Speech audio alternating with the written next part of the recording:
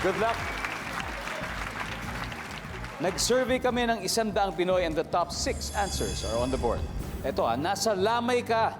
Nasa lamay, yan yung setting, lamay. Nang may marinig kang ingay na nagmula sa kabaong or coffin.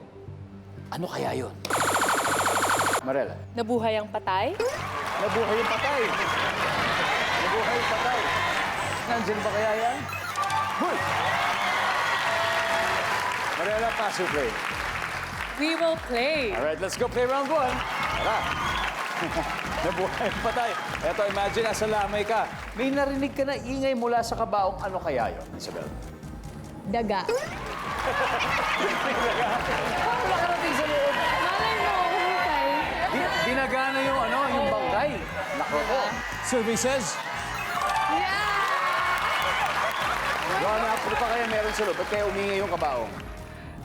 Umiiyak. Umiiyak? Oo. Sino? Yung patay. Umiiyak yung patay. Okay. Umiyak.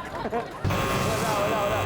Again, nasa lamay ka, may narinig kang ingay, ha? Ingay galing dun sa kabaong. Ano kaya yon? Sisiw. Kasi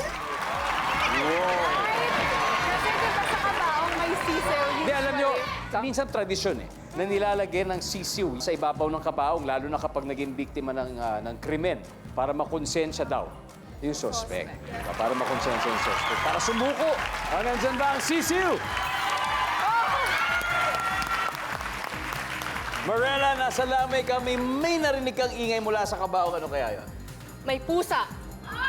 Kung may daga, baka may pusa. Oh, partner kasi sila. Survey says... Isabel, ano pa kayo meron? May speaker. Speaker? Siyempre, kailangan niya ng music. Okay.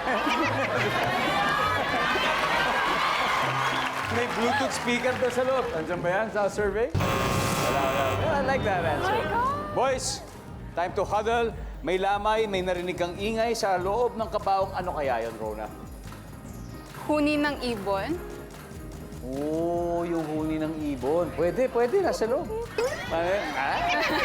May sound pa talaga. Nandiyan ba yan? Services? Wala. Anyway, eto na. Misters of Filipinas. Ale, ano kaya to?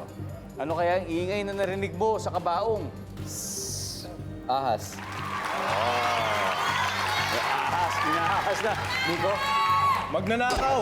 Magnanakaw. Pwede. Nasa loob ng kabaong yung magnanakaw. Alright. Denver? Aso siguro. Aso. Aso. Okay, Raed. Again, nasa lamay ka, may narinig kang ingay na nagmumula sa kabaong. Ano kaya yun? Feeling ko talaga ahas. Feeling ko nila ahas. Ito na ba yun? Kung tama po sila, makukuha nilang round na to. Survey, pakita mo nga nandyan ba ang ahas?